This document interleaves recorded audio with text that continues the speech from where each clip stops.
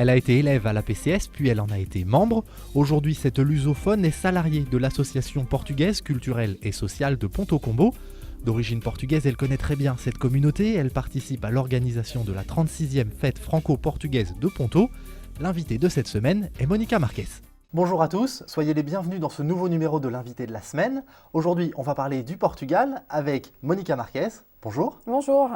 Alors, vous êtes invité aujourd'hui, c'est pas par hasard. En fait, vous organisez le week-end prochain avec l'association APCS, l'association portugaise culturelle et sociale. Vous organisez un gros événement, la fête franco-portugaise. C'est la 36e du nom. Quel sera le temps fort de cet événement ? Alors, la 36e fête franco-portugaise sera organisée donc, ce week-end, donc week-end de la Pentecôte, week-end symbolique puisque depuis 36 ans, c'est le week-end de la fête franco-portugaise à Ponto Combo.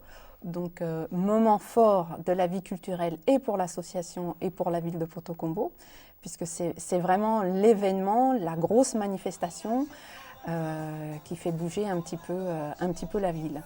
Donc en collaboration avec la commune de Ponto et notre association, on organise cette grosse fête populaire et conviviale à Ponto. D'accord. Quel sera le moment du week-end, puisque la fête est organisée le samedi 11 à partir de 20h30, voilà. Le dimanche 12 à partir de midi. Quel sera le temps Alors, fort, le pic émotionnel du week-end ? Voilà, donc le temps fort, ça va être un week-end très chargé, puisque sur scène du samedi soir, toute la soirée jusqu'à 1h du matin, et le dimanche, à partir de midi jusqu'à 20h, il y a des choses qui se passent sur scène, donc des concerts, beaucoup de musique. Et puis cette année, on a un temps très fort, puisqu'on a un invité très spécial parmi le plateau artistique portugais, puisqu'on a la chance d'avoir Tony Carreira, qui est le chanteur emblématique pour la communauté portugaise et les Portugais du monde entier, puisque c'est un chanteur qui amène des foules de spectateurs et de fans qui viennent assister au concert, puisque c'est un chanteur qui, depuis de nombreuses années, ne participe plus à des fêtes gratuites. C'est un chanteur qu'on a beaucoup de mal à voir sur scène depuis plusieurs années. Puisque financièrement, les associations n'ont plus les moyens de les inviter à leurs fêtes. Donc il y a des concerts payants. Exactement. Et là, c'est un chanteur qui, il y a 2 ans, il a arrêté de... Cette année, rien n'est prévu en France, mais il remplit 2-3 zéniths quand il vient en France. Donc les gens, forcément, doivent payer leur entrée. Donc cette année, on leur fait un très beau cadeau. Grâce à une collaboration financière avec une banque portugaise et au soutien du gouvernement. Donc on a eu le grand plaisir d'aboutir à des négociations et de permettre la présence de Tony Carreira à la fête de Ponto ce week-end, donc, qui clôturera la fête du dimanche. Donc le moment fort, finir en apothéose. Un peu cette fête sur 2 jours. Voilà. Justement, vous faites une fête, j'ai envie de dire, un peu plus grande que d'habitude. Oui. Si vous le faites, c'est aussi parce que la fête cette année tombe le lendemain de la fête nationale portugaise. Exactement. Donc cette année, le calendrier a fait que le week-end de la Pentecôte tombe au même moment que la fête nationale du Portugal, le 10 juin. Donc le 10 juin, c'est l'équivalent du 14 juillet en France. Donc c'est un jour où on fait la fête au Portugal et on fait la fête partout dans le monde où il y a des communautés portugaises. Donc le 10 juin, c'est le jour de Luís Camões, qui est l'illustre poète portugais, et le jour des communautés portugaises qui sont éparpillées à travers le monde. Donc, où en France, il y a une grosse communauté portugaise, et à Ponto aussi. Alors, on va s'arrêter un petit instant sur l'association en tant que telle, la PCS. Donc, vous organisez chaque année cette fête franco-portugaise, mais ce n'est pas la seule chose que vous faites dans l'année.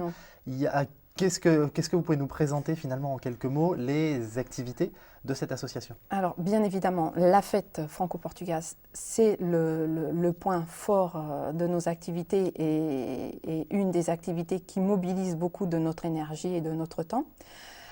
Au-delà de cette fête, nous avons les cours de portugais qui sont la deuxième activité importante, puisque nous proposons à l'association des cours de portugais à partir de 4 ans jusqu'à l'âge adulte, puisque nous avons 2 groupes pour les adultes non lusophones qui désirent apprendre le portugais.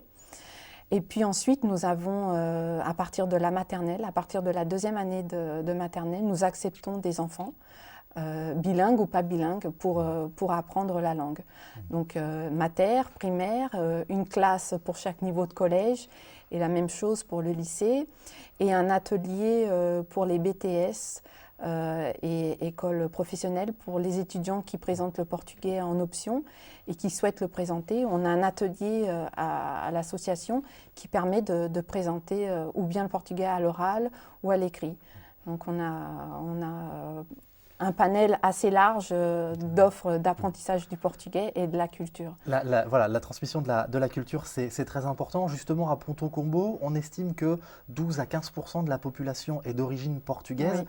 Comment expliquer une telle présence de la communauté portugaise dans cette ville ? Comme pour plein d'autres villes en France, donc à partir des années 60, les Portugais, pour des raisons économiques et politiques, fuient le Portugal. Oui, les raisons politiques, ça fait référence au fascisme et toute l'époque salazariste, donc très difficile pour beaucoup de nos compatriotes. Donc ils fuient le Portugal, donc ils émigrent en France, en Allemagne, enfin un petit peu partout, beaucoup en France. Et puis à Ponto Combo, une famille est arrivée. Cette famille en a appelé d'autres, et puis c'est comme ça que l'émigration et puis le nombre de Portugais à Ponto s'est élargi. Et en fait, les premiers Portugais qui sont arrivés à Ponto, c'était des Portugais du nord du Portugal. Donc ce qui fait que c'est beaucoup de gens de cette région qui s'appelle le Minho, qui est une région du nord du Portugal, qui a fait que la communauté portugaise de Ponto est vraiment localisée d'une région, appartient à une région du Portugal. Vous allez vers Champigny dans le 94, ça sera plus une immigration issue du centre du Portugal. Donc à Ponto, si des gens disent qu'ils sont de Viana, de Caminha, de Ponto Lima, tout ça c'est des villes du nord du Portugal. Donc, D'accord. Alors, on a vu pendant quelques instants quelques images sur une exposition qui portait sur l'immigration dans la Seine-et-Marne, qui est réalisée au Musée des Pays à Saint-Cyr-sur-Morin. Cette exposition est ouverte jusqu'au 31 juillet. Monica Marques, vous êtes parfaitement bilingue. Est-ce que vous pouvez nous dire quelques mots en portugais ? Oui, enfin, bom dia, boa tarde, muitas palavras, porque falo português. Qui signifie ? Je peux vous dire plein de mots. Je parle portugais puisque c'est ma langue d'origine et de naissance, donc je suis à l'aise dans les 2 langues. Ce qui est très utile pour mon poste, puisque je ne pourrais pas travailler à l'association si je ne dominais pas le portugais, puisque je parle 80% de mon temps avec les partenaires, les gens avec qui on travaille, on s'exprime en portugais, on écrit en portugais, puisque comme toute association, on est amené à élaborer des dossiers de subvention. Donc ils partent en portugais, et certains en français, puisque la commune et puis des entités publiques soutiennent beaucoup nos activités, puisque sinon, ça serait difficile pour nous financièrement. Ah bah, écoutez, il me reste à vous dire obrigado. Merci. Nada, obrigada. Merci au nom de la rédaction d'avoir accepté cette invitation. Quant à nous, on se retrouve la semaine prochaine pour un nouveau numéro de l'invité de la semaine. Vous savez que vous pouvez nous retrouver sur notre site internet, le www.canalcoquelicot.fr. À la semaine prochaine.